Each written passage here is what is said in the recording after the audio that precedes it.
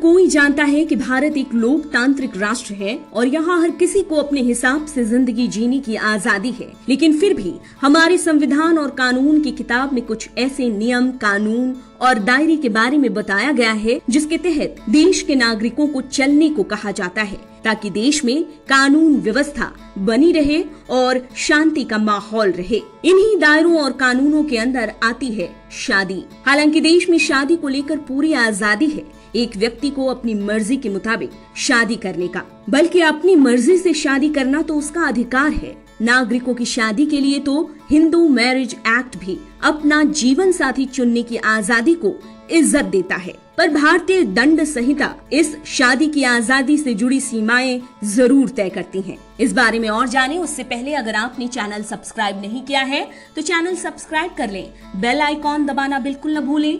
Video पसंद आए तो लाइक करें, कमेंट करें और शेयर करें। शादी से जुड़ा एक सवाल है जो बार बार उठाया जाता है और वो ये कि कौन सी ऐसी स्थिति पैदा हो जाने पर स्त्री या पुरुष का दूसरा विवाह धारा 494 के तहत अपराध बन जाता है। चलिए इस सवाल का जवाब तलाशते हैं। एक स्त्री या पुरुष अपने जीवन साथी के जीवित रहते ही अगर उससे विधिवत संबंध तोड़े बिना ही दूसरी शादी कर लेता है तो ये शादी एक अपराध मान ली जाती है। इस बारे में और जानने के लिए आईपीसी की धारा 494 को विस्तार से जानना होगा। भारतीय दंड संहिता 1860 की धारा 494 क्या कहता है आखिर? अगर कोई व्यक्ति यानी कि पुरुष या स्त्री अपनी पहली पत्नी या पति के जीवित होते हुए भी उस व्यक्ति को बताकर जिससे कि वो स्त्री या पुरुष शादी कर रहा है या कर रही है, दूसरी शादी कर रही है या कर रहा है,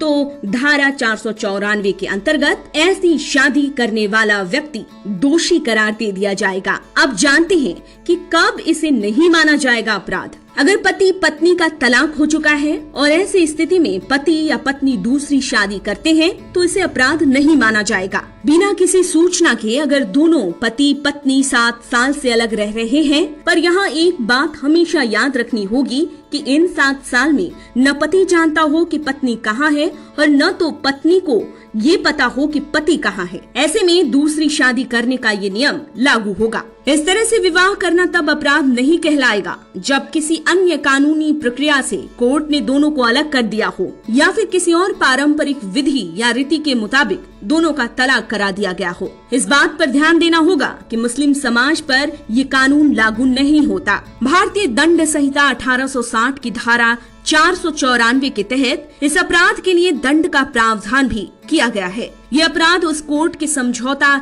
योग्य होता है जिस कोर्ट में इस केस को चलाया जाता है। ये समझौता पति या पत्नी आपस में ही कर सकते हैं। असंज्ञेय और जमानतीय होते हैं ये अपराध। इसकी सुनवाई का अधिकार प्रथम श्रेणी के मजिस्ट्रेट को दिया गया है। इस अपराध के लिए दोषी पति या पत्नी को जेल की सजा और जुर्माने का प्रावधान है। दोष साबित होने पर 7 साल की जेल और जुर्माना से दोषी को दंडित किया जा सकता है।